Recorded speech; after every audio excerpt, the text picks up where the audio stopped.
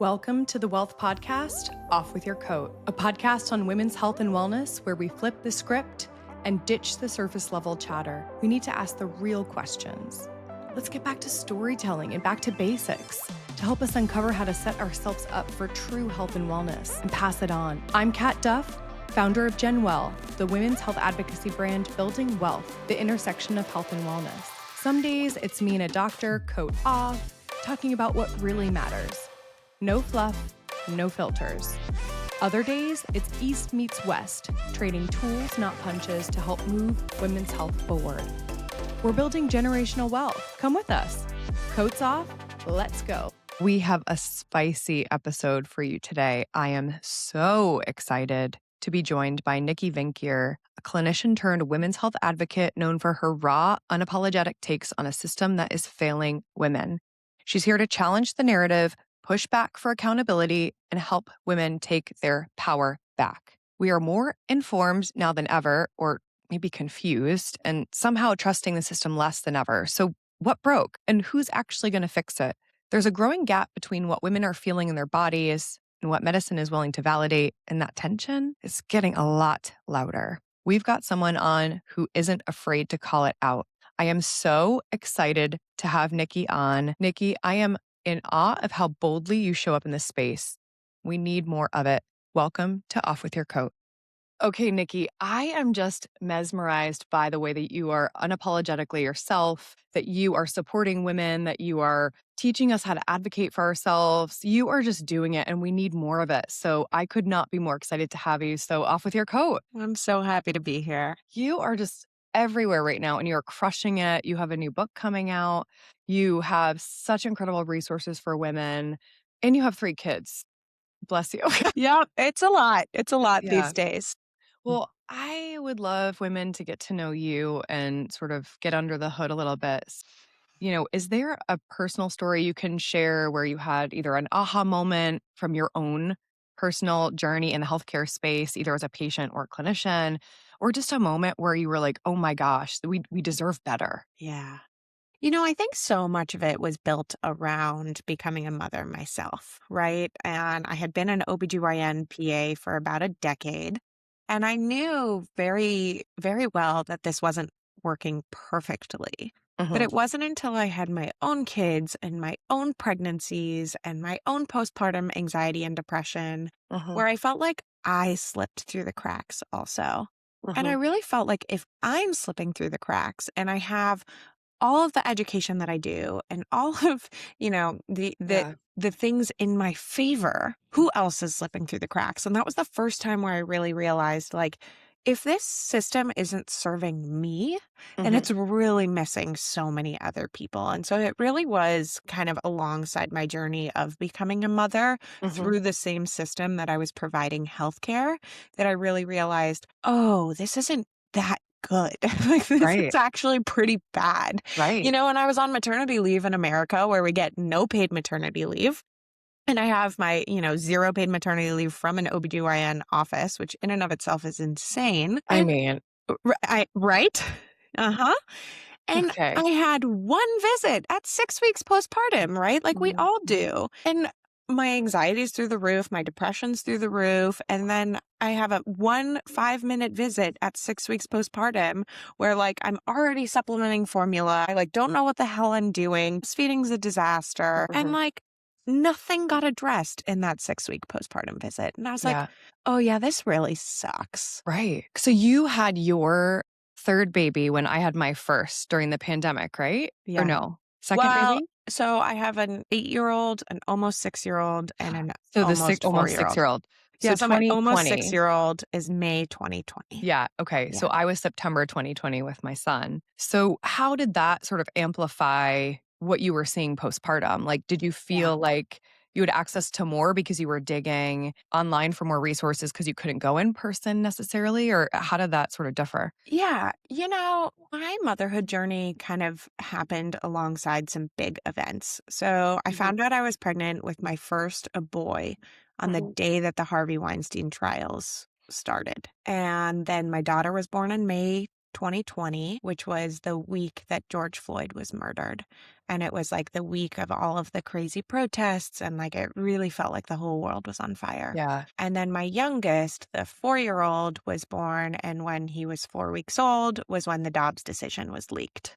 So, like, every part of my family expansion journey was very Yeah. heavily tied into what's happening in the world. I'm sure we'll come back to that, of course, but that's like very much part of where like my advocacy origin story Mhm. comes from is that I felt like I didn't really have a choice but to lean in. But Yeah. in 2020, like I felt like with it being my second kid and I knew what the hell I was doing more so, it was actually lovely with it being COVID because nobody came to visit. Mhm. Like statistically, we saw breastfeeding was so much better during COVID because mothers weren't interrupted. You had nowhere to go. Mhm. Like we did postpartum in the way that many other countries do postpartum, where a mom just like sits at home. What a concept.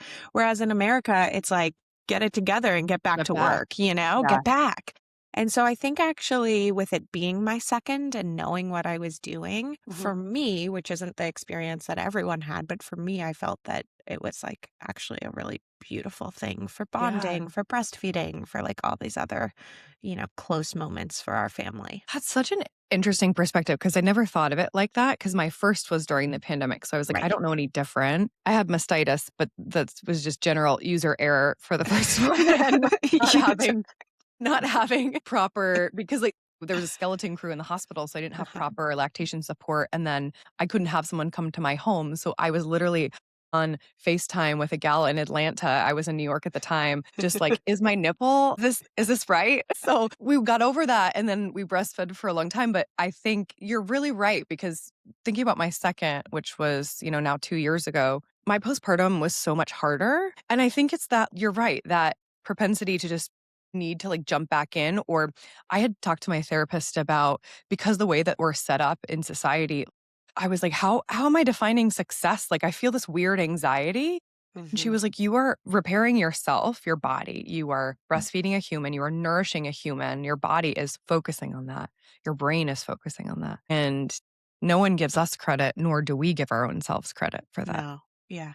And then I think too, what's different with multiple kids is that your partner becomes focused on the other Mhm. kid to help Mhm. you be able to, breastfeed Mhm. successfully. And that's great and fine and dandy and all, but like, who is taking care of me? Because like with my Right. first, I felt like my partner was more attentive to my needs. With my Mhm. second, and for sure by the third, it was like he was just attentive to the older kids so that Right. I could be, with my youngest. And like even to the point with my third, we ended up getting COVID and my partner and my older kids they weren't sick yet. And my youngest, my infant had COVID with me. Mm. And like my husband and the older kids like left the house Oh for like God. 6 days so They're that like, like none of this them chick would can get handle it. COVID. She's got it. And he's like, all right, you've got it. And I'm like, I actively have COVID and an infant who also has COVID. Like, God.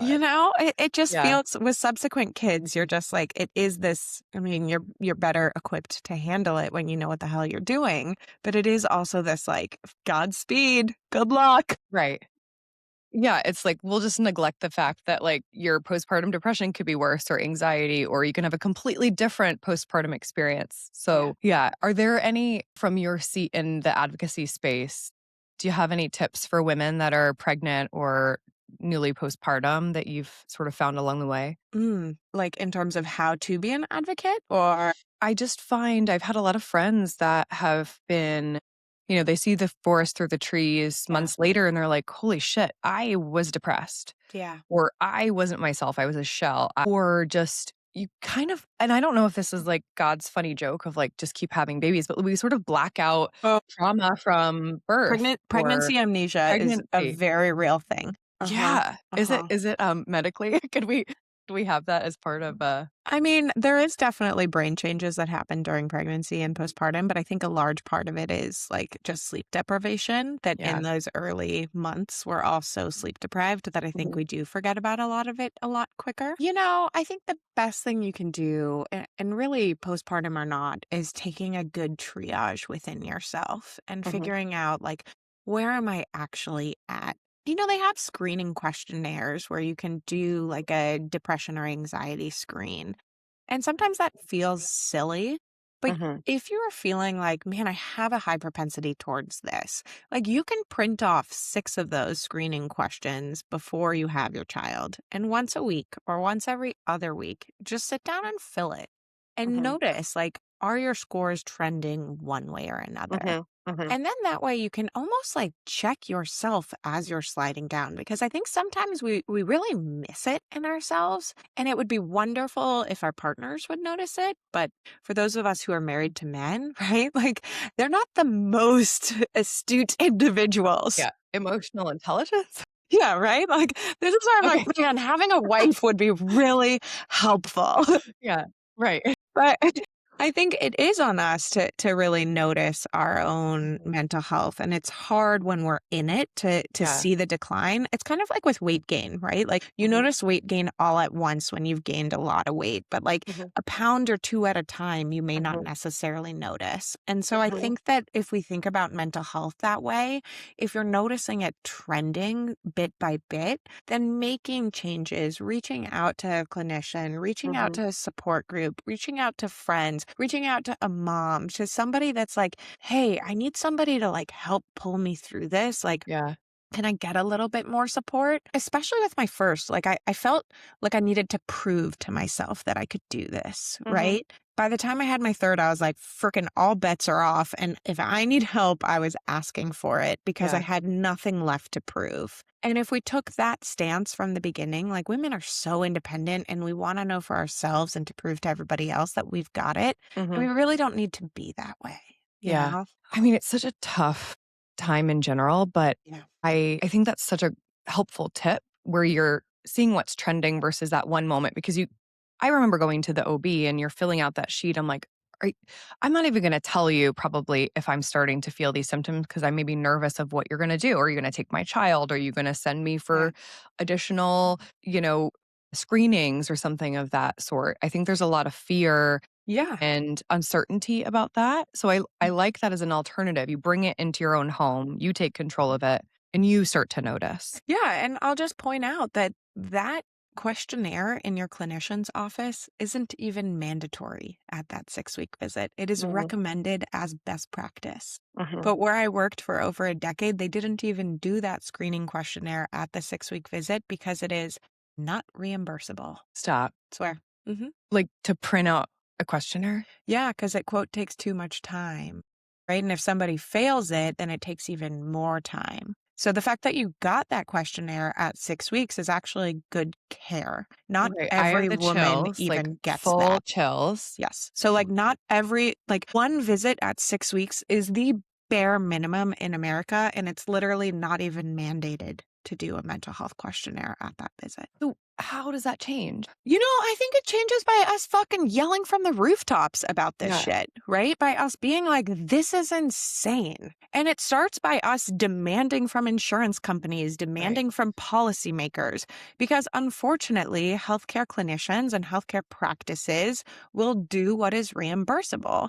And unfortunately, we wish that they would do everything, but OBGYN care by nature isn't even like the most lucrative type of medicine, right? It's Mhm. not that lucrative.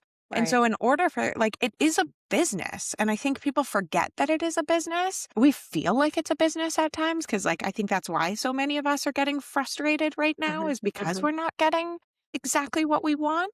But part of what I put in my book is like, if you actually take steps backwards to realize, like, oh, why is this the way it is? It's this way because it's a business that's running off of insurance reimbursements that has to do X, Y, and Z. It makes Mhm. it a little clearer to be like, okay, here's how then we get other things from this system. Yeah. And tell me, well, first of all, I pre-ordered the book. So We Deserve Yay! More on Amazon. It's coming Thank out you. May 19th, I think. It's coming Yeah, to me. very So I good. can't wait. Yay. I am just so curious about the system because everything, as you know, is so divisive right now. Yeah. You also have a lot of clinicians that are leaving the space and starting their own concierge care practices. And then that comes with its own pushback because I think women are confused. They're like, well, I have insurance. Why would I pay for care? But then insurance is not getting what you need. So it's like, do we have to have this mindset shift of are we are we not getting insurance? Are we taking Right. our money, saving it in a separate system to then pay for real nuanced care? And I don't know the answer to that. What's your thought? Yeah, I mean, let's name this first that concierge medicine is really inaccessible to many. So to Yeah. even be able to talk about concierge medicine requires a level of privilege, right? To Hmm. even be considering that. So I think like at baseline, fundamentally, concierge medicine is not the answer because it doesn't Yeah. serve the whole population, Hmm. right? Hmm. Now, if we just kind of name that, and then we're talking about the privilege that we have to be considering it, I think it is a good option for some. I don't think that it is a substitution for insurance because of catastrophic issues. Hmm. So, if you're in a car accident, if you Hmm. have whatever issue, if you get diagnosed with some horrendous issue, Yeah. you're like, way healthcare in America works is everything is asininely expensive. So if that happens and you don't have insurance, Hmm. you're hosed, right? Right. So like, yes, for your day-to-day care of your, routine OBGYN visit or Hmm. your routine primary care visit, sure, concierge medicine can be a Hmm. great option. But it isn't a substitution for insurance Hmm. because if you have that catastrophic issue, Hmm. your concierge care Yeah. doesn't cover for that.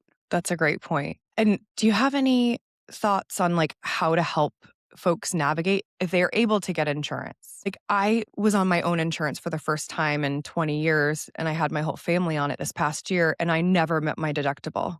So I paid out the ass the entire year. And most of it is my care. So I'm like, Yeah. Yeah. so I mean, like, it is such a broken system. It is such a broken system. And I mean, there are no ends to the frustration of how broken it actually is. But I think that really relating also, by the way, the insurance industry and healthcare costs and insurance premiums to who you're voting for is an important piece of the puzzle, right? Everything is political right now, yeah. including insurance and like healthcare subsidies and like Medicare expansion and Medicaid expansion and all these things. Like these are political issues. So Mhm. if that is something that's, a challenge to your family, that better be something that you bring with you to the voting booth up and down the ballot. Like, Yeah. And like we're seeing what I think is really important too is that, there's a deep mistrust in medicine for hmm many reasons, which we can get hmm into. But hmm what we're starting to see, which I think is helpful in sort of building some of that trust back up, is these doctors that are speaking out and saying, like, this is my experience with insurance. These are the challenges that I have. Is it Dr. Potter? yes, Okay, so, like, that to me is just so empowering to watch yes, doctors be like, "This is the shit I have to deal with, yes, but I'm gonna fight them because I yes. am my patient advocate, and I am going for it." And that is just, like that gives me energy because 'cause I'm like, "Okay, we have to get women to start trusting clinicians again." That's Yes, right. in any business, in any field, you're gonna have bad apples. This is just how it works, right? But, like, how do we get women to the right practitioners that are doing it for you and, like, will give you like, my son has some psoriasis at the moment from strep. So, like, my dermatologist was like, here's a way you have to get a pre-authorization for this damn cream, which was $1,800. So she's like, here's a backdoor way to do this and like gave me the help to do so. But you need to find those people that are willing to do that. Yeah, And and then the other point is how do you get some of the people who aren't yet there? How do you get those clinicians so that like maybe they're not going to be as amazing, but like how do you Mhm. like slowly bring them along too? Yeah, Right? Because I think you do have the bad apples and then you have the exceptional apples. mhm, And then you have a lot of clinicians that are just kind of in the middle. So I yeah, think that's also where you can improve your own patient advocacy is like statistically the likelihood is that your clinician is neither a bad apple nor an exceptional apple. mhm, mhm, Statistically, your clinician is just mhm. like an apple. Yeah, And so, like, how do you learn about the system enough so that when you do go in there, you can get more from that apple? And I think yeah. that's an important piece of learning about all of these things too. Right. Like, we always say you're the CEO of your own health. So you have to come prepared. You have to come with the questions. That's right. and Yeah. always push back. Yeah, I had a patient, this was a couple years ago, who said to me like, "Hey, Nikki, what questions should I be asking you?" And I was like, "Oh, that's very cute." And like, thank God I'm a good clinician. I even felt Okay. bad saying that, but like, I'll sit with you and go through all those things with you. But if I was Yeah. anybody else or like one of those bad apples or even a medium apple, I would be like, Mhm. no other questions? Great. See you next time and walk out the door, you know? Mhm. And like, it is so hard to have somebody that wants to sit down and spend the time that they Mhm. don't have with Right. you, right? And so, what that really clicked for me was like, patients actually really need to be doing homework before they come into the visit. Mhm. Like, you really need to sit down and triage what are my main questions for that visit? And how do I want to ask them? And what is my main goal to get out Mhm. of this visit? And I think we have to be realistic. And I think we really need to understand the system. And there's two main things that I talk about really fundamentally in the book. And one is that healthcare visits are broken down to either a preventative visit or a problem visit. And Mm. your annual exam is a preventative visit. This is billed by insurance, reimbursable by insurance, and this is a preventative visit. This is not made to address your laundry list of issues, right? It can talk about birth control. You can talk about if you have like a couple of things, but I think so many people go into their annual exam with like a list of 17 questions. And Mhm. when they don't get to them, they're super frustrated because the clinician didn't listen to them. And Right. it's like, well, actually, let's take a step backwards. Like, if you have things that are building up and you have issues, you need to schedule that as a problem visit. And it's so annoying to have to play by their games, but it is. And that's how it works, right? Mhm. And so when we have issues that are coming up, we have to make an appointment to address those issues. You cannot bring in 17 questions for your annual preventative care visit because you will inevitably be frustrated and inevitably feel like you're not getting what you need. So I Mhm. think that's like such a big piece is like understanding what are the visit types and am I making the right appointment for my right need in the moment? And Mhm. then taking a step back, preparing for that visit, coming up with what questions you have. And if it's something like a procedure, the biggest thing I tell people is making sure that you have discussed your plan for pain management in advance, right? Mm. If you are getting, and we can talk all about pain management Yeah. because boy, do I have a lot to say about that one too, Yeah. and everybody else does. But like, if you are getting an IUD put in, then I want you to ask in the visit before you get the IUD put in, Mhm. what is my pain management plan? Mhm. Right? And you need to learn how to advocate for that for yourself because clinicians aren't leading that conversation. That's patients that are stepping up, complaining about the pain, and we are the ones pushing for change and seeing change come out of this system, but it hasn't fully caught on yet. And so Yeah. we need to be that CEO like you talk about. Mhm. We need to be our chief pain officer to say, "Hey, I anticipate that this thing's going to suck and you're likely going to tell me that it feels like just a cramp. So how can I get on top of this and how can I be ahead of this so that I have a better pain management plan for me?" Right.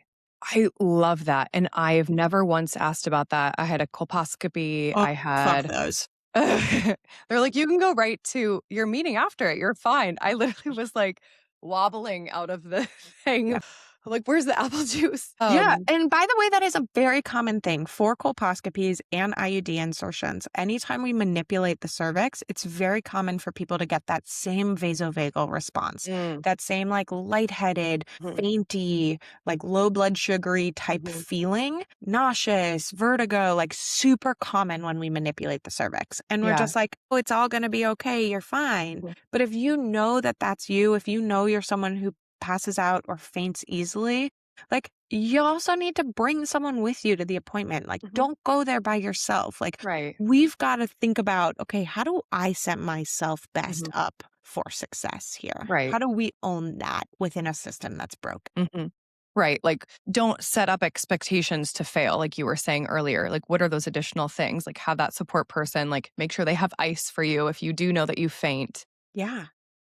you Bring know. in like AirPods to like listen to other music. Yeah. Like that's a totally reasonable Mhm. ask. And Yeah. like pain management or a cervical numbing block, like there's Mhm. so many different things that now we can ask for, Mhm. whether it be like actual things Mhm. or like kind of like foofy woo woo things like the just supportive measures like ice or Mhm. listening to music. Like there are actual medical things and then there are actual like things. And we can be Yeah. and should be doing both. Yeah. And I think from like the pain management standpoint, also not administering the pain management itself, but like I was talking to a nurse practitioner about pelvic floor health, and she was just like, you can ask for different speculum sizes. Make sure that your provider can still see what they need to see. But if you're uncomfortable, say something. Yeah. I think you had talked to someone about this, but like I always say when I'm getting a pedicure and the water is scalding and you put your feet in, they're like, is it okay? And I'm like, yes, it's fine. Like, why do we do this to ourselves? Yeah. I mean, that pedicure experience, that is exactly, I talk about this. This is in my book that I watched a reel one time. And it was this woman being like, the person next to me at the nail salon just told the technician she doesn't like the color of her nails. And I think she'll be our first female president. And I Yes. was like, this is the bare minimum. Like, we're talking about nail color. And if you can't say that you don't like the nail color or the shape of your nails at the nail salon, there's not a chance you're going to be advocating for better care from your doctor. Right. Like, that is where we're at. And I think as a Right. society, we have taught women to swallow their discomfort. We have Mhm. taught women not to complain. We have taught women to be palatable and fit within a box, and to step outside of that is Mhm. different than the expectation that society holds and Mhm. sets on women. And I think we need to get comfortable as women flipping the goddamn table and saying to hell with that. Yeah. And like, there are ways that you can do it, that's okay. Like, you don't have to be a bitch about it, of course, but like, it's okay to say, this is too hot. It's okay to say this color is hideous. Like, don't say it after they paint all 10 damn nails, of course. But like, Right. if they paint one nail and you hate it, change the color. Like, Mhm. it is okay to sit in something that's uncomfortable for a short amount of time to get a better outcome. And so many women aren't comfortable doing that. And I think Yeah. we really need to be screaming that from the rooftops, because when we model that as women, right? When we open the door for that, when we Mhm. bring other women alongside us doing that, like, that's how we get societal change. Mhm. That's how we get better care. Like I talk about in my book, when you advocate for better care, when you say, hey, that speculum hurts, you're Mhm. making your experience better, but you're also changing the experience for the women that come after you. Mhm. And like, I think women are a very possessive and protective species. And like, it may not be that you care that much about your own experience. But if you think about the next person, or you think about your best friend or your Mhm. sister, and changing the experience for them, that's where I think we can channel women to really make a difference. I love that. I mean, that's the whole reason I started Gen Well is like, how do I pave the way for the next generation and provide that, wealth as I call it, but to my daughter? Like, how do I Yes. educate her about her body? How do I empower her to make her own decisions? Like before our podcast, I was telling you today's our last day of breastfeeding, but I said like, hey, I'm going on a podcast with my friend Nikki, and I'm gonna learn as much as I can so I can give it to you and so that you'll have all the strength, throughout your life. And that's what we need. Yeah. Not shifting gears, but going a little bit deeper in that advocacy aspect, something that's really real as sexual trauma, physical trauma Mm. that women endure. I think it's like 1 in 3 women will experience either of those in her lifetime. And I experienced physical trauma, not sexual trauma, but it's not something that I've ever shared with a clinician outside of like my psychiatrist. So, how have you dealt either in clinic or as you're in this advocacy position with empowering women? Like, first, why would you share that with an OB or a physician?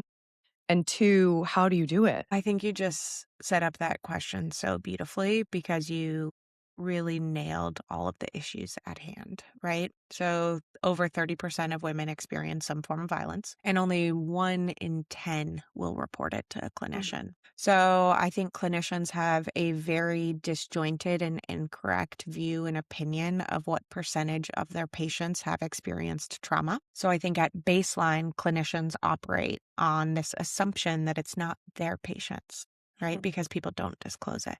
You are not alone in not disclosing it. I think that for so many of us came from, it's newer for us to be disclosing it. It's newer for us to feel empowered enough to talk about it. And many of us have longstanding relationships with clinicians where it kind of feels like at this point, like, why? Why would I disclose it I now? What's know. the point? Right. That being said, like we see that trauma weaves through our entire lives and it weaves through our entire bodies. And we know that people with a history of trauma, that gynecological care is incredibly triggering. For Mhm. people with a history of sexual assault, gynecological care is incredibly triggering. Breastfeeding is triggering. Mothering is triggering. Mhm. Reparenting a young child going through the world can be really triggering, especially for somebody with a history of childhood sexual assault. So there are things that impact so much more of our lives than we really give it credit for and fundamentally change who we are. And then it's like this big part of us and our health that doesn't get disclosed or discussed in a clinical room, right? I think that's one of the biggest issues with healthcare, specifically reproductive healthcare. And so one of the best things that I think we can be doing is disclosing this and really asking for trauma-informed care. And it doesn't have to be that you have to say, this is exactly what happened to me. It can Mhm. be something as simple as taking a piece of paper and writing down, I have a history of trauma, and having that on the counter when your Mhm. clinician walks in. If you don't feel comfortable saying it out loud, literally just a piece of paper can do that, right? Mhm. And while I think that trauma informed care should be the minimum and the standard, it isn't right now, right? And what trauma informed care can look like is informing you, here is exactly what I am going to do in a stepwise fashion. Here Mhm. is exactly what you're going to feel in order of when I'm doing it. Or what I often do with my patients is I have a multitude of options. I can walk you through every single thing that I do in advance. I can walk you through every single thing as I'm doing it, or I can say nothing. And it's up to you, right? Everybody has a different threshold and a different preference for what they want. And often I would let patients say, hey, you get to be in the driver's seat, right? Mhm. And if you ever say, please stop, we do, right? Like, I think that piece is not often enough discussed, specifically within gynecological care. Mhm. And that's what it can look like. That's what we can demand. That's what we can ask for. That's what we can change. And I think when there are more of us who do disclose, we encourage these clinicians. Again, like, I don't think the bulk of them are bad apples. I think the bulk of them are apples to excellent apples. And like, how do we get those apples to like figure out that we are those patients too?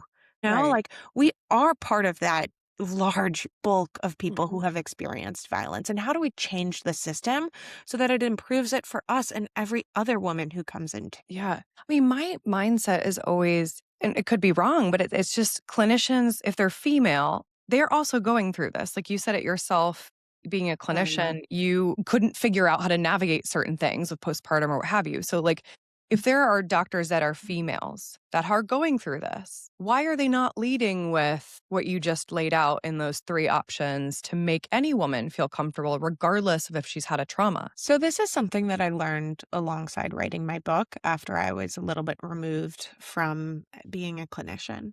And I had the opportunity to interview Loretta Ross. And Loretta Ross is the co founder of Sister Song, and she's like the Mhm. leader of the reproductive justice movement. And she's Mhm. this like icon. It was an amazing opportunity. And I asked her a similar question, right? Like, how do we get better care out of this system that's broken? And I was shocked by her response. She said, we essentially take doctors through 10 years of training where we brutalize them and pull the humanity out of them Mm. at every single moment of their training. We expect them to be robots. We chastise them for showing humanity. And then when they graduate and finish after a decade, we turn around and expect them to be compassionate. And it's like, it's really so true because we have taken such a broken, brutal system and Mhm. they lose so much of that humanity through it. And one of the studies that I talk about in my book looks at what we call ethical erasure. So there's something called pelvic exams under anesthesia, which many people have heard about because we've been raising hell about this. But essentially, when you are under anesthesia, in the past, until 2024, there was no guidance that said that people couldn't do pelvic exams on you while you were under anesthesia for any procedure, getting your tonsils taken out, for whatever, right? So there is now federal guidance that says you can't do this. Thanks, since 2024. But by the way, this is for men also. So they were doing prostate exams too. So like that's, I think, what we really need to grab on if we want to actually get change, because men get mad, obviously, too. And it's not just a female issue. But when we looked at doing pelvic exams under anesthesia, the first-year medical students, as compared to fourth-year medical students, first-year students had tremendously higher rates of this makes me feel uncomfortable than they did by fourth year, where essentially what that means is they got comfortable with this. They were told by other people in medicine, this is okay, this is normal, and those ethical standards started to decrease, right? So there's this normalization of what is happening in medicine, this normalization of patients aren't human, this normalization of like this robotics that happens. And so when we ask like, okay, well, these women are also going through the system, why aren't they understanding? It's because I think there's this massive disconnect, and I'm not surprised by it because they go through 10 years where we've literally completely disconnected them from reality and humanity. Yeah. So somebody had asked me, why are you the person to write this book where we're talking about residency and the healthcare system? And I'm like, when I learned that statistic about ethical erasure and erosion, I was like, that's why. Because I'm close enough to the system to see it, but I didn't go through it, right? I have enough real issues with the system and I didn't come through it. And I look at it from the outside and the inside all at once. And it's really I just don't think that they were trained to come out on the other side with that compassion intact. Yeah. Well, and the last month or so, have you seen these two? One was a medical student, male. Oh, God. And then one, I think, was an ultrasound tech who I were don't know what he was. sexualizing. He kept calling it something about your pussy, vulgar, disgusting. The tech was sexualizing the probe.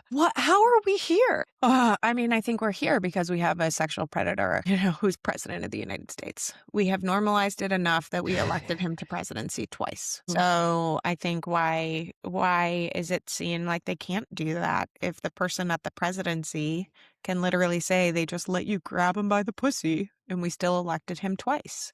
Right? We have, as a society, completely normalized this. Yeah, when we see instances of this removed, it's easy to be like, holy shit, that's horrific. But we're also, as a culture, not acting like it's horrific. Right.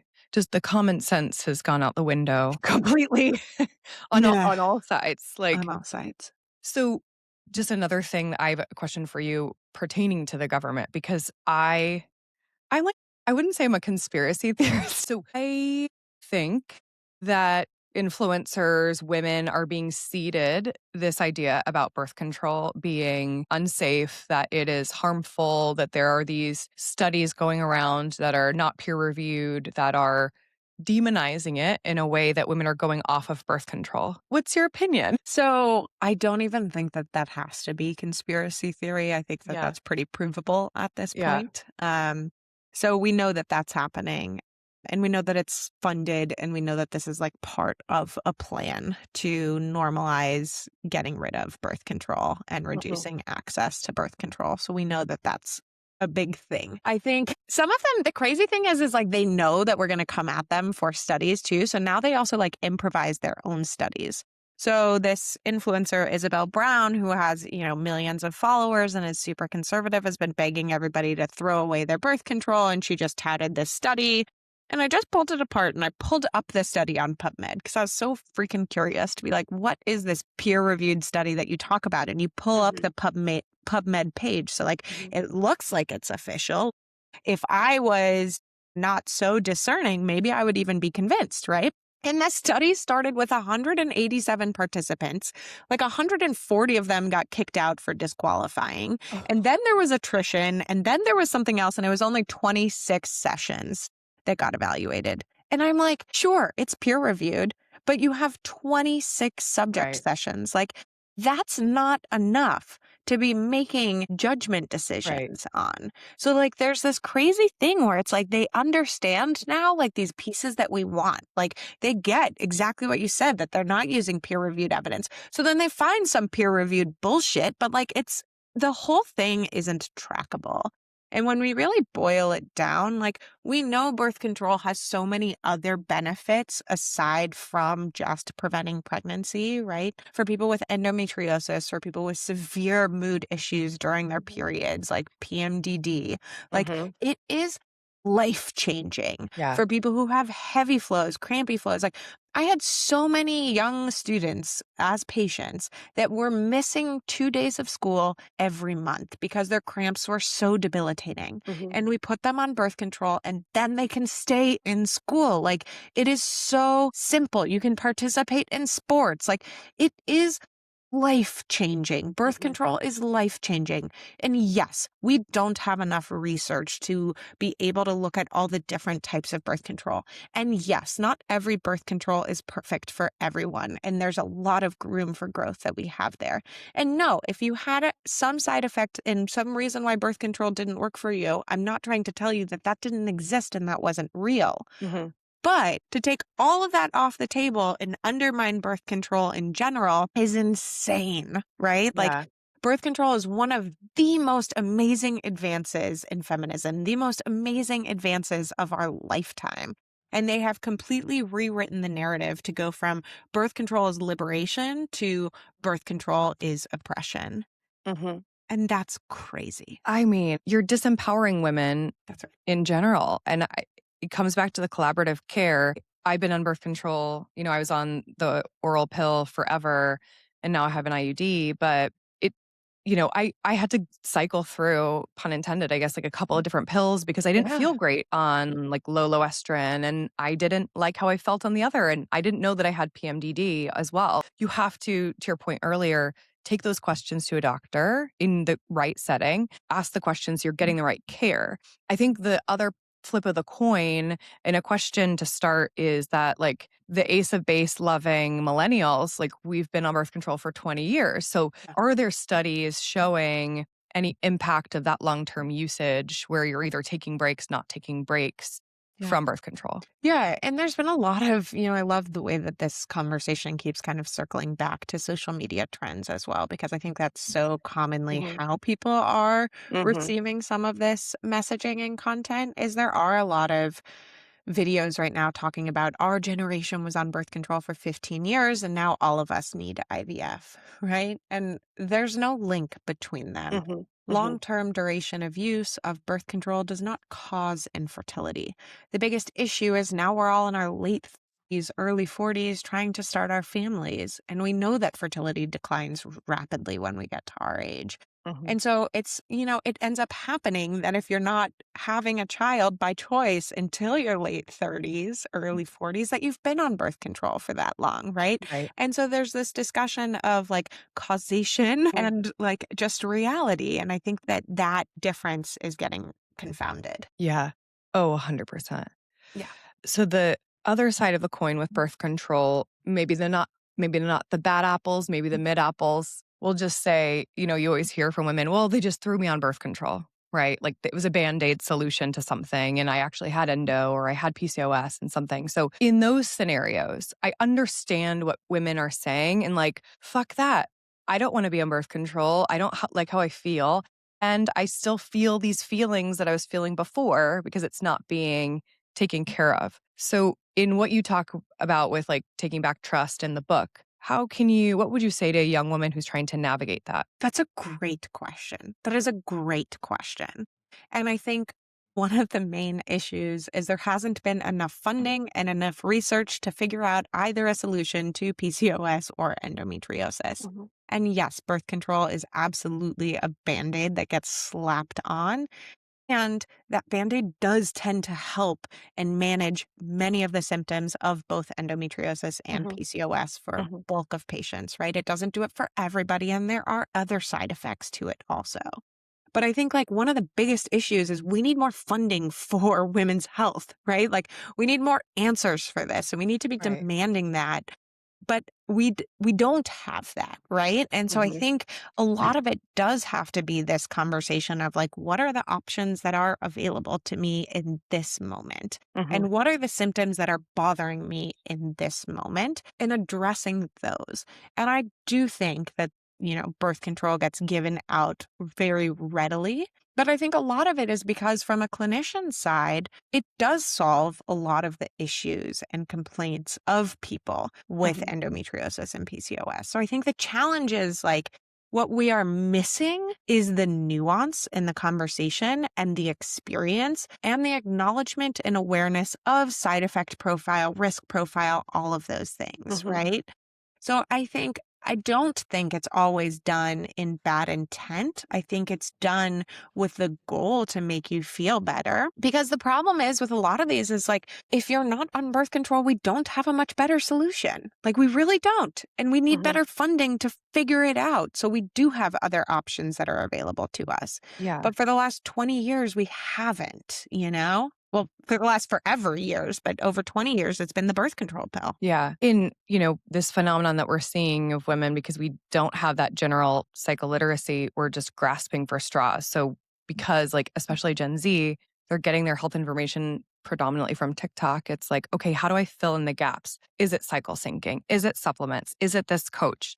Like, so what is your thought, I guess, on it's like, well, wellness, which can include functional medicine, naturopaths, and traditional medicine, like how do you think they can play together to help women and support them in some of these ways where we don't have all the answers in traditional medicine, like acupuncture, for example? Yeah. I mean, I think you're exactly right. I think it has to all work together. I don't think that there's any given option that works perfectly for every person 100% of the time, right? Mhm. And I think there has to be this acknowledgement by clinicians that, like, none of these options are the enemy, right? Mhm. And our Mhm. patient who is exploring things to figure out what works for them and their body, like, okay. And I think that that's the big issue too, is like clinicians can be really possessive over their Mhm. patients and possessive over the care that they do, but then they don't provide all the education where the patient can get everything they need from them. Is that like a cover your own ass thing? I don't know. I don't think it's a cover your own ass thing because if someone's going to get like acupuncture care, it doesn't sit on you, you know? I think it's Right. like I think the problem is that Western medicine clinicians are taught that we're taught on an evidence-based model. And the Mhm. problem with evidence-based model is it looks at the experience of the bulk of people and it doesn't look at outliers, right? It doesn't look at anecdotal stories or experiences. It doesn't look at the nuance of anything. It looks at what is the experience for the most amount of people. Mhm. And I think a lot of people are realizing with time, like, actually, there is a lot more nuance and there is a lot more outliers. And how do I accommodate for that? And I don't think that our healthcare system is built to look at nuance. Have you taken any of that into your own care or the care of your children? I mean, asking Where is this going? clinicians about our own care is so bad because we make the worst patients because it's like, I'm on Lexapro right now. And recently Yeah. I was like, it's not cutting it. It's not doing it. It's not doing enough for me. Yeah. And so I just like, started cutting pills in half to like up Oh, my dose. that's I'm it. like, I don't know. Okay. Listeners, don't do that. But I think well, the problem is my husband's like, well, did you talk to a clinician about that? And I was like, I am the I am a clinician. clinician. I am. Right. Like I did. I talked to myself, Yeah. obviously. So Yeah. no, I think that the reason why I laughed is that anyone in medicine is quick to tell you that we are the worst patients. Yeah. I've actually heard that a lot. And I've heard a lot of clinicians in the traditional space that start to weave in some of these more natural things when they get really sick. If they get Lyme disease, if they get like have unanswered questions or like they're in midlife and HRT, they can't find the right cocktail. So they're Right. looking to those alternatives. Yeah. But I'm always of the mindset of let's give women the tools Yeah. to know what's out there, Yeah. not with a discount code, but just like, here's to know what's out there. And you make your own informed decision because it's your body and no one else can Totally. tell you that. Totally. And again, it's like there is no one size fits all for Mhm. everyone. And I Mhm. think realizing that is when we have the right answer, is that Yeah. like you can explore what works best for Mhm. you. And Mhm. like, again, I think that that does come down to a very privileged standpoint, that Mhm. there are many people who don't have access or financial ability to be able to explore multiple options. But I do think if you have a patient who is able to and interested in, then we've got to, as a society Mhm. and as a culture of medicine, figure out how to support that patient and how to weave it in together with the care that we provide. Right. And I also just think that there's something to just what you were saying earlier about the storytelling and the lived experience, like from different cultures. Like Yeah. we, the, what I think one of the best things about our country is that we are so diverse and we can share those perspectives, and different cultures have different ways of healing and ancestral healing and all of that I think are just wonderful to share. And it's Yeah. happening in small communities still, but it's not shared out to the broader networks. And I think especially for those that are in need of care desperately, I think that needs to be taking a stronghold versus like this bullshit that's spewing on social media. I think a big part of the issue is like we colonized healthcare so desperately, right? Like it was Mhm.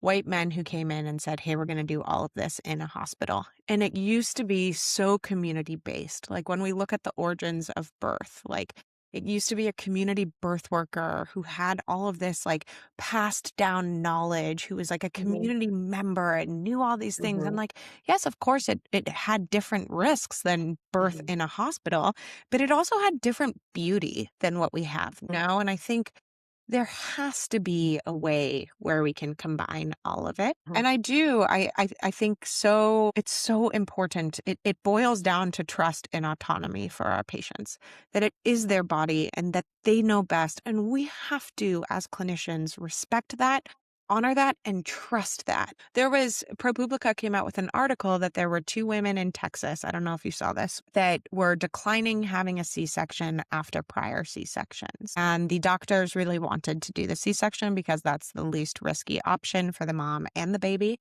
And the patients declined. And they brought in a judge on a Zoom call in the patient's room in labor to decide that the patient needed to have a C-section. And so they went through with it. They had the So C-section. they did the C-section. And I think about that a Wow. lot because I'm like, look, as a clinician, like I can name that I think it's least risky to have the C-section after 3 prior C-sections. And that patient is of sound mind to be able to consent for a procedure. And if that patient doesn't want a surgery and she is aware of the risks of having a vaginal birth, like I have to trust that she still gets to choose, no matter how risky it is. Like, you cannot mandate a surgery on somebody.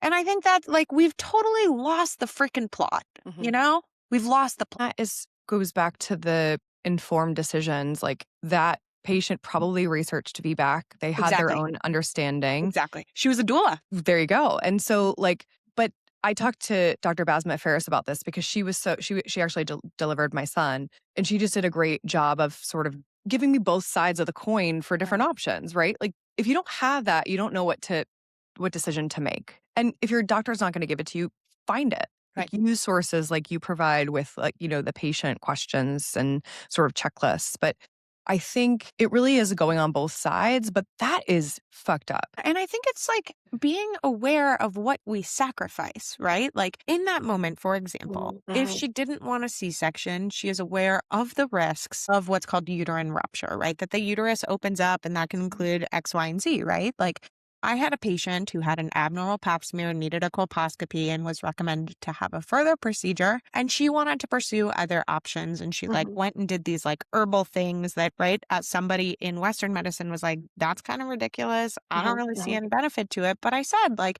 here are your options. If you want to do that, then like, that's your body and your Right. choice. And Right. here's what you risk. You risk, if we're not doing this other procedure, that things get worse over time if we're Mhm. not treating it. Mhm. Right. And that's my job. My job is to provide information and say, you get to choose and you get to be informed of the risks of either Mhm. side. You get to be informed of the risks of waiting. You get to be informed of Mhm. what they are. And it's your freaking choice, right? Like, Mhm. if I am fundamentally pro choice and pro abortion, then I also need to be fundamentally pro autonomy, that Right. you get to choose and you get to have the benefit to like do your own research and figure out what is right, you Right. know? On that note, for abortion, I have been talking to a lot of young women, and I'm in, the Boston, New England area. I don't know if this is happening in other places because I would say the area that we're in is an area of privilege. Also, abortion is not banned in the state of Massachusetts. There are a lot of young women of privilege that are not on birth control, but there is like an abuse of abortion, of DNC, where they're having like 5, maybe more abortions. And these are just Like, anecdotes. I would like to correct your terms because I don't think it's an abuse of abortion. Okay, It so is tell me. it is their body and it is their choice. It may be an abuse of financial ability to be able to pay for those, Yeah. but if it is their choice to have 5 abortions, fundamentally, who are we to stop them? So let me ask you in a different way. How can we educate women that maybe they were, and I don't know the specifics on this, that if they were on Instagram, they saw something, they decided to go off of birth control. They've gotten pregnant 5 times, they've gotten 5 abortions. What is that doing to their bodies? Is there anything, no repercussions for that? So it depends, right? With DNCs, like Yeah. in theory, there is a slight chance of scarring from within the uterus, Hmm. but the Hmm. bulk of DNC procedures don't have any issues after. There isn't really any Yeah. long-term effects or impacts. Hmm. The vast majority of abortions in America right now are done with medications, which is Hmm. misoprostol and mifepristone. Hmm. They are abundantly safe and fine. Like, Hmm.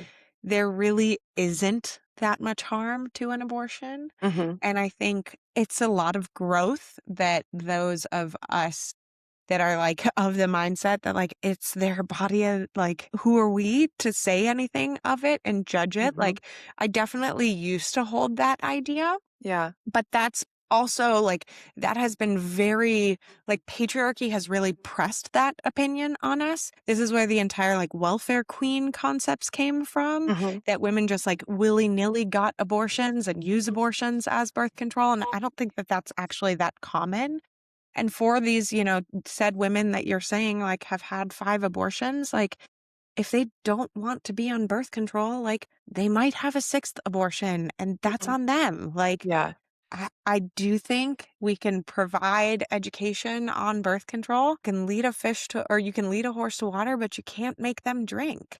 Yeah. Like, think that while many don't agree with that, I Mhm. think from a fundamental standpoint, like, I think that we have to also destigmatize that. Yeah. And I'll ask it in this way, to destigmatize abortion or just for women that are listening that maybe are not pro choice, that Hmm. you can share an anecdote or a story about someone that you've worked with or know that can maybe just open their eyes to what women are going through currently with no access. Yeah, right. Because I think that if you are not in favor of abortion care and you just heard me say, like, you can have your 6th abortion, you're like horrified right now. Yeah. We're meeting So back in the middle. we're coming back to the middle. And so, like, for everybody that's been here, like, that was my like pro abortion stance for like anybody that's like, Yeah. I think Which that is that's, great. You're yes. also allowed to have your opinion and That on is all of me that. being like fundamentally no stigma for abortion. Yeah. And like that's who I am as a human in the world. You have to be able to have conversations with different people at different times and meet people exactly where they are, like you're saying. Mhm. So, like, I loved how you just kind of pulled me back to be like, okay, great. And now let's talk to other people. Because I think that that's exactly how you hit the nuance of this conversation is that for somebody who isn't like in favor of abortion access for everybody, that conversation of me saying literally, like, have the 6th abortion is insane. But like, I can tell you the story of my dear friend, Caitlin Joshua, who lives in Baton Rouge, Louisiana, and was actively miscarrying and hemorrhaging and got turned away from What? 3 different emergency rooms because there was a faint heartbeat still detectable in the beginning. And then eventually, with time, there was still not anybody who would take on the care. And it took her over a month of bleeding severely enough that she was like so anemic and, like she had a child already. And so you risk these moms, you risk people that are like in desperate need of care, really struggling for no reason, right? Like there are women in Texas who are being refused care for an ectopic pregnancy that ruptures Oh because my there's God. still a heartbeat intact, right? And so you are waiting long enough for them to become actively septic. And like, where is the line on sepsis? Like there is in medical school, it's not like we Why is there a learn. line? How is There there a isn't. line? That's the point. There isn't. There isn't a point where you're like, hey, she's now sick enough that we can provide care. That's not a thing. Like that's not medical care. Well, that's the medical system, isn't it? Well, no, that's an Like, abortion ban, yeah. right? So an abortion ban says you can't provide this care until the mother's health is actively at risk. That's why the exceptions aren't actually a thing for improving access to care and health of the mother.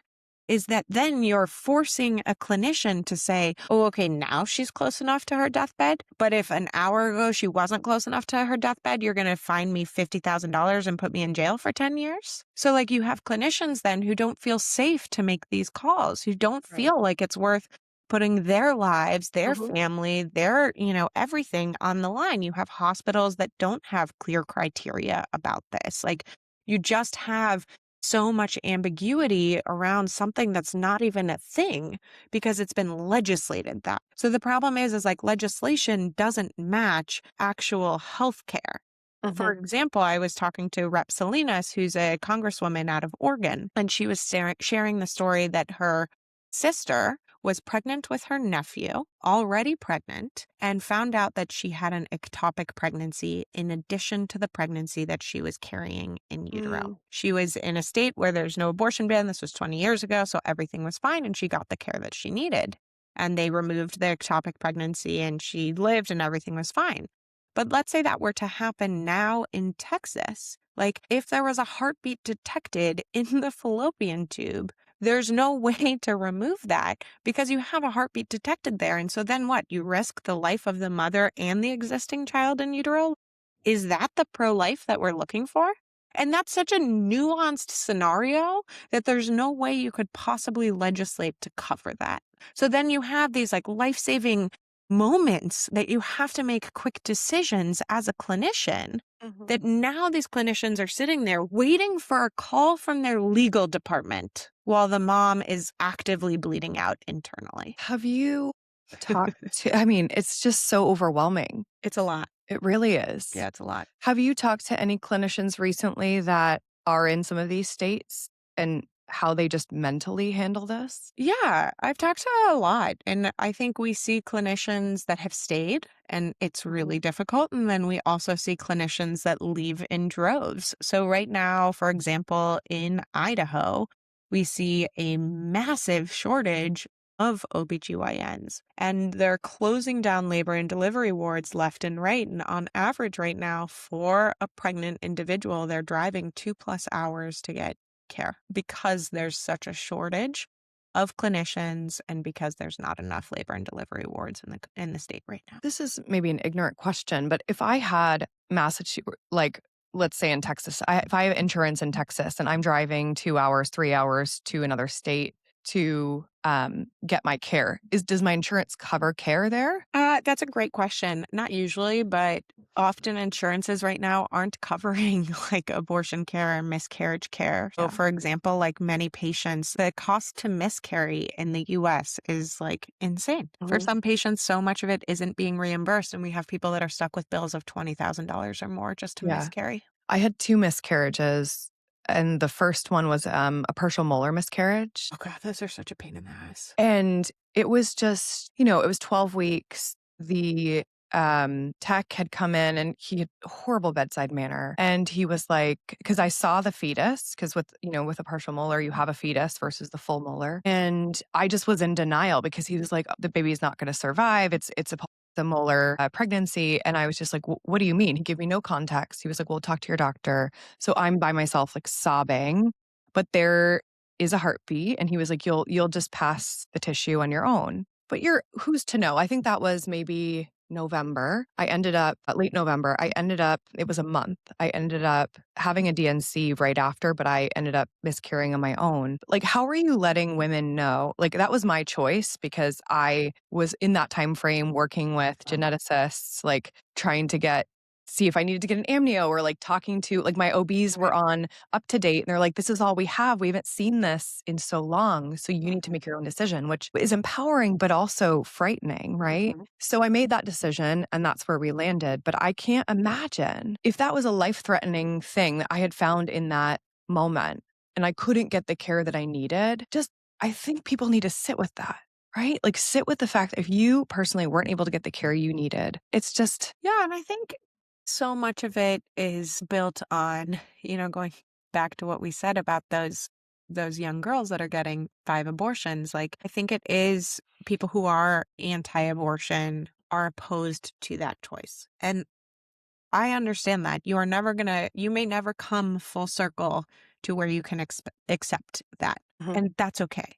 Right. But like, what I don't think is acceptable is to force somebody else to carry something that is life-threatening, to force somebody else to not have access to life-saving care. And like, how pro-life is that when we are losing moms, when we are losing women who could get very preventable care, very easy care. And instead, we know that there are a multitude of women who have died as a result of abortion bans in the United States. Yeah. So what are some other sort of scarier things that you're hearing from women, either taking from social media or not going to the doctor for, that you want to raise awareness about? I mean, I think we like really nailed a lot of them. Like, Yeah. I think the scary thing is just like the way that we're really pulling away from trusting the healthcare system. And I think we've talked so much about there being fundamental issues and flaws. And also, like, I really love the way that you talked about as apples, like that the bulk of them are like just either apples or like good apples, or, like that there are very few rotten apples. And I think that in general, like when we look at vaccination and when we look at like all these pieces, we have just really undermined healthcare expertise, extended duration of research. Like, I think all those pieces are what make me feel like it's going to take a really long time to rebuild this. And I think just really figuring out, how do we bring all these pieces together? How do we figure out the combination of things that work for us, where we feel seen, heard, and given autonomy, and we also trust science, like I think it's finding the balance in all of it. Do you have any practical strategies on, like, if I'm building my toolkit of practitioners, of resources, how do we balance the skepticism with where the bad apples are coming to the top, right? Like the skepticism overall with medicine and science, maybe not science, with medicine. And then what we're calling wellness over here, where there are some good tools at our disposal. If it's within taking back trust or with the book, like any strategies that you could give to women on sort of how to build that? Yeah, I think it's going back to really listening to yourself, right? Listening to yourself and figuring out what your objectives are, and then being clear about where you can get that from. And I think that if we are taking research into our own hands and feeling empowered by certain things that we're doing, I think that research also comes with the awareness of, I will get certain things from certain spaces, right? My mom used to talk about friends, that you get different things from different people. And I think we need to talk and think about medicine that way too, right? Like, if we cannot substitute getting mammograms for like just eating vegetables or whatever, like there's certain things that make sense and there's certain things that don't make sense. And so I think that, like, as we're learning, really figuring out in a map and in an agenda of like, what are my concerns? What are my issues? And like, who is the person to solve that? And Yeah. I think it's very normal if you're feeling like this isn't working to try the next thing. And that's Mhm. okay, right? But don't write everything off because something didn't. Yeah. And how in the system, like, how do you build rapport with a clinician if you're only seeing them once a year, for example? That's a great question. And I also don't know, like, what is the rapport, right? Like, Yeah. is So, it that you want to feel comfortable? Is it that you want to feel heard? Is it that you want to feel listened to? Like, I think it goes back to the mhm, idea of, like, again, anchoring in yourself. Like, what are the things that are urgent to be addressed? And instead of like waiting for your clinician to ask you about it, instead of waiting for your nail tech to ask you if you like the color, like, I think again, it's looking at your nail when one finger is painted and saying, I don't like that color, right? Like, I think there is also this like acknowledgement that the system is never actually going to lean across the table, grab your hand and say, hey, let me do this for you. mhm, Right. So, like, how do we show up? How do we do the homework? Right. It goes back to the question of the patient asking me, well, what other questions do I need to ask? mhm, Right. Like, how do we gain that rapport? Is like, we figure out what the hell we're looking for, what we need addressed, what we want to have answered, and we ask those questions. And that's how you gain the rapport, right? That's yeah. how you gain the trust. That's how you like figure out, are they the right person for me? And if they're not, if you don't like what they say, you freaking leave them. And we'll go back to a place of privilege where presumably you're in a place where there are an abundance of clinicians, right? If you're in a Mhm, rural area, you don't mhm, have that many options. yeah. But that's where telehealth and virtual care is amazing too. That there are a multitude of clinicians. And if you don't like your clinician, leave and Yeah. find a new one, right? Like, they're working for you. And so I think like when we think about how do we build that rapport, it's figuring out what is it that I want, Mhm, right? It's like when you date a bunch of boyfriends and then you figure out what were the good qualities from each of the boyfriend so that then you can like pull that together to create the person you were looking for in your husband. mm, That's what we do with clinicians also. You figure out what were the good things I liked, what were the bad things I liked, what were the green flags that felt good to me, what were the red flags that did not feel good to me. And mhm, then you trust your goddamn instinct when you go to the clinician the next time. yeah. My instinct told me when met the rotations for my son's delivery that Miss Trunchbull was not it. I had to. The energy was off. I said, let's get a membrane sweep so I could get my doctor, hopefully. Fingers crossed. And did you, or did you get Miss Trunchbull? No, I got her. I Woohoo! got my doc. I like said a little prayer after the membrane sweep and it was right on time. Awesome. Good. Although I labored for 11 hours because it was COVID and went to the hospital and I was only 4 centimeters. So I was like, you are just such a wealth of information.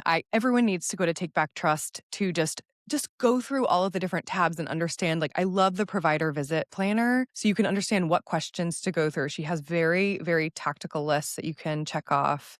You know, I think a great place to pull in AI at some point is not to Yes. diagnose yourself, but to just say, Yes. like, hey, here's what I'm feeling. What sort of questions can I supplement with this? Yes. Maybe send put the visit planner into AI and ask, like, Yeah. what are some of those supplementary questions for me, for my nuance? Yeah. So thank you. And everyone needs to check out your book. Before we go into where everyone can find you, I want to do a little bit of like a quick fire round. Ooh. So, any trends that you've seen on social media that you'd like to die? And it doesn't have to be related to women's health. I don't know. I've got like I'm kind of curating my algorithm right now. And so Okay. right now my algorithm is like, they say you build your Heavy. algorithm brick by brick. And right now I'm spending a lot of time on threads, and threads I love. Okay.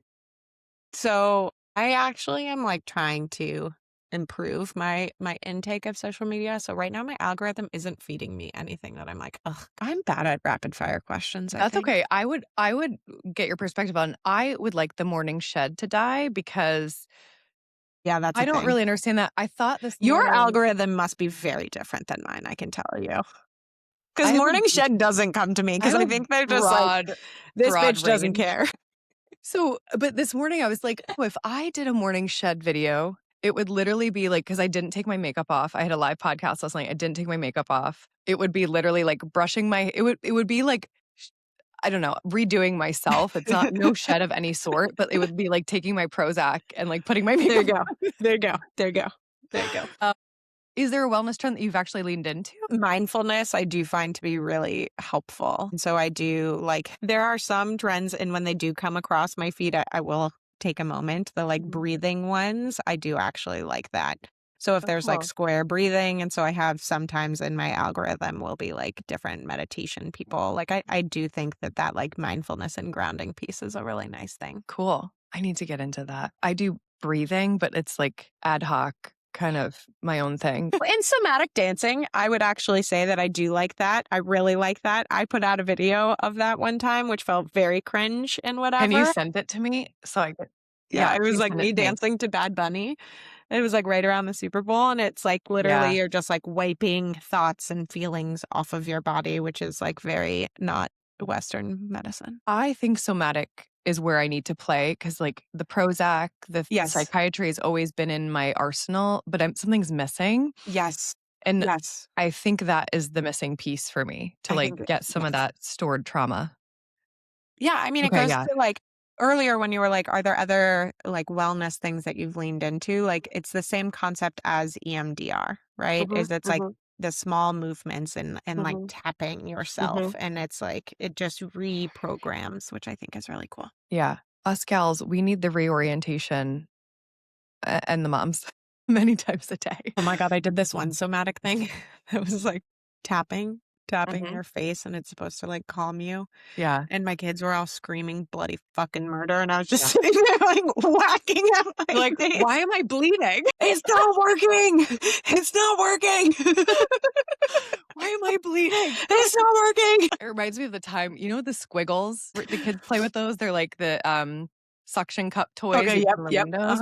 I was trying to be funny, and I put them all in my head, and lo and behold, I'm a bruised Yeah, it's Dalmatian. cupping. Favorite personal care product? A good facial lotion, a yummy face lotion. Okay. Any special ones? Any favorite brands? I do Murad just because it's easier to do. But yeah. Cool. Yeah. Love should yummy see my face drawer. Yeah, you should see my drawer right now. Now my husband uses the same face creams as me. And I have a label maker. This is typical millennial. And it's AM1, AM2, AM3. Then I have PM1, PM2, PM3. So you can go through the regimen. Yes. It's Oh, lovely. I love it. But Yeah, he'll the do it labeling- too? He'll Yes. follow? Yes, the labeling has changed. So I was talking to someone yesterday about this too, because it's so funny. So I was talking to a doctor, and he led with the fact, he's like, I'm not into skincare, but I use my wife's. And I was like, husband says the same thing. I'm like, you are. You're You just are. using my expensive cream. Yes, 100%. Get your own. I mean, honestly, though, I do everything else for him. Why, whatever, right? He hasn't bought toilet paper for our house in 10 years. Why, I buy everything for the home. Oh, Nikki, are you going to the trad wife movement? Oh, boy. I would be fascinated if in the trad wife movement, if husbands use their wives' moisturizer. How do you think that works? I wonder. Well, they make it from the tallow from their cows. Oh, of course. Yeah.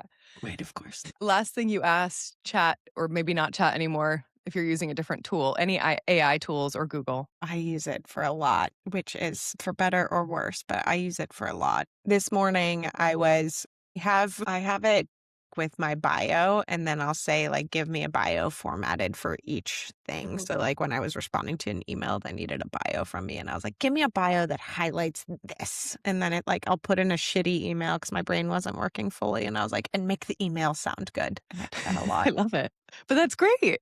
Those are the places where we need to lean in. And I think as millennials, we need to start leaning in more. Oh God, I know. I do lean into AI. I do like AI. I think it's helpful. Great.